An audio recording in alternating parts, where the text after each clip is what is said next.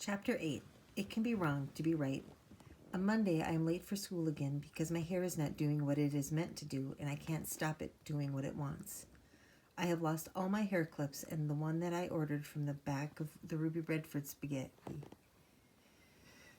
4 weeks ago still hasn't arrived. It was a special offer and I had to collect up to 6 tokens and send in $1.99, and then they would send you a Ruby Redford hair clip with a fly on it, just like the one Ruby herself wears, and they said I would get my fly clip within 28 days, but it has not arrived and I am thinking of writing a complaint. When I do get to school, it turns out to be not such a good day and things go from bad to worserish. Carl gets banned from the sound effects for doing rude noises whenever Captain Von Trapp walks on stage, and I get banned from being none for because Mrs. Wilburton overheard me saying she has got a big derriere, which is French for bottom. She does have a big derriere. This is true, which anyone would agree. But it seems you are not allowed to say what is true unless you are at least 18 years of age. And Mrs. Wilburton is in charge of the truth, and she gets to say what is allowed to be the truth and what is not. She says, "I think we would all appreciate hearing less from you, madam." Not that she bothers to ask anyone else what they think. I am now nun 7 and have no lines. None.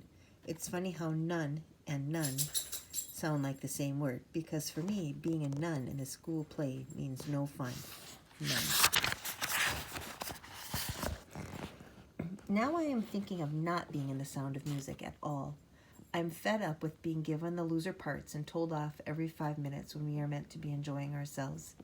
During break, I go and sit on my own since Betty isn't around. She's at her trumpet lesson. I have a gnawing worry about the spelling bee, which just won't go away.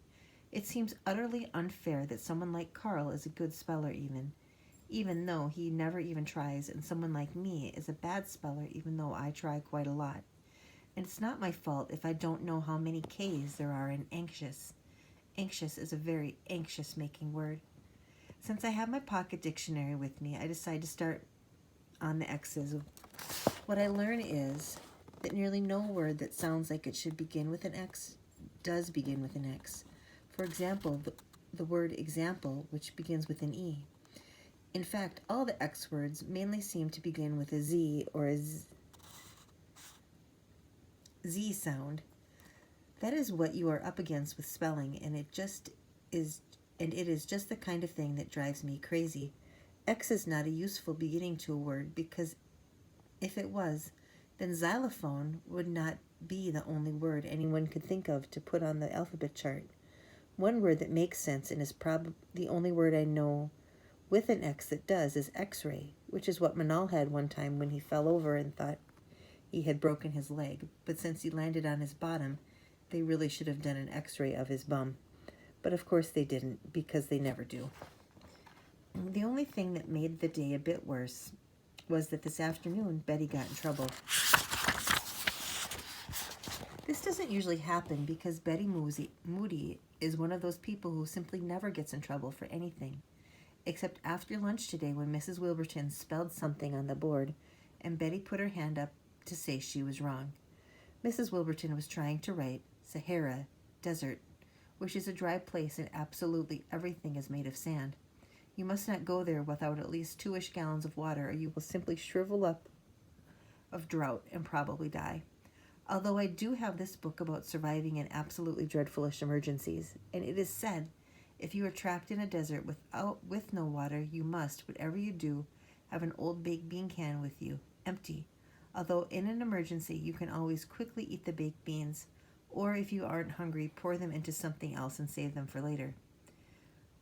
What you do if you have forgotten your can opener, I don't know. Anyway, then what you do is at night, put a plastic bag on top of the can with a small pebble on top, and like magic, when you wake up, there will be water in the can. Can of beans, can opener, beans in bowl, plastic bag over can, pebble on top, H2O, i.e. water, can of beans, no can opener, yikes. I'm not sure how it works, but it's something to do with science. Anyway, Mrs. Wilburton by accident wrote Sahara dessert, which is more of an after-dinner treat. because that's what desert with 2 S's means. So she wrote the Sahara Desert, which does not actually exist. At least I don't think there is a Sahara Desert.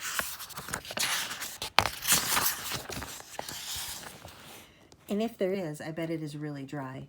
Mrs. Wilburton did not like being told she was wrong about her spelling, so then Betty was in trouble for being right. This is something I am learning. It can be wrong to be right. When we are walking home from school, Betty tells me she has this idea which she got from the Ruby Redford website. She says, there is this competition to come up with your own detective character and write a mystery, she says. So you see, we should write our own detective series. I say, but I don't think it can be that easy, Betty. And she says, why not? And I say, because Ruby Redford is a really clever idea, and I could never come up with something as clever as that. It is the most clever book I have ever read, and it is funny. Betty says, think about it. There are all those books in the stores and even in the supermarkets. And if they were that difficult to write, why would there be so many? She has a point. That's the thing about Betty Moody. She's a good thinker. If she is right about this, then we can write our own best-selling detective series, and then I really do need to be able to spell. Later, I'm at home doing some spelling practice, trying to work out how many G's there are in Jeepers, when there is a ring at the doorbell. It's Carl. He's coming to collect Granddad and Cement for their training. I'm going to go along with them because Carl says I can, and it's really fun. Carl is all excited and out of breath, and he is waving a piece of paper. It has numbers on it. He says, guess what this is? And I say, a piece of paper with a number on it. And he can't be bothered to laugh at my joke and just carries on talking really speedily. He says, well, guess what? I was looking in my mom's bag because she asked me to get her purse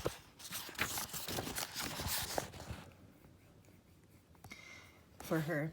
And then this address book fell out, and it fell open on the D page, which is what my dad's name begins with, D, Damon.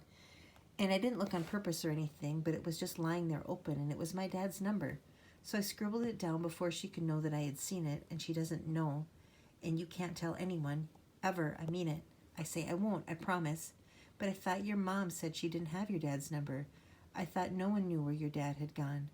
Carl says, I don't know why she did that.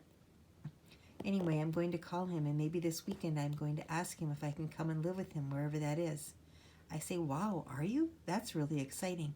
Carl says, I know. And I say, I wonder why your mom didn't tell you she had your dad's number when she did. And he says, I don't know. Anyway, it's going to be really good living with him.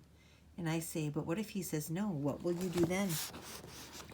He says he's not going to say no. I say, I'm not saying he is. I only meant, what will you do if he does? And he says, look, I'm trying to tell you something good. I have found my dad's number, and I am going to go and live with him. I say, I know. It is really good, and it's utterly good you have found your dad's number. But I was only wondering why your mom didn't tell you. Carl says, you don't even know my dad. Of course my dad wants me to come live with him. Why wouldn't he? I say, I wasn't saying he wouldn't, just what if he didn't? Carl says, why do you have to be like that? I knew I shouldn't have bothered talking to you. You are just like everyone else. Then he runs off. I feel bad because I was only trying to say the right thing, but maybe I am saying the wrong thing. I am not sure anymore. But it's strange that Carl's mom wouldn't tell Carl about his dad's number when she knew it all the time. So you see, I can't help thinking she has a reason. Maybe it's like the thing that Ruby said. Sometimes it's better for people not to be in the know if what they know ain't good to know. So you see, I was only saying something that Ruby herself would say, and Ruby is usually right. So why do I feel so bad?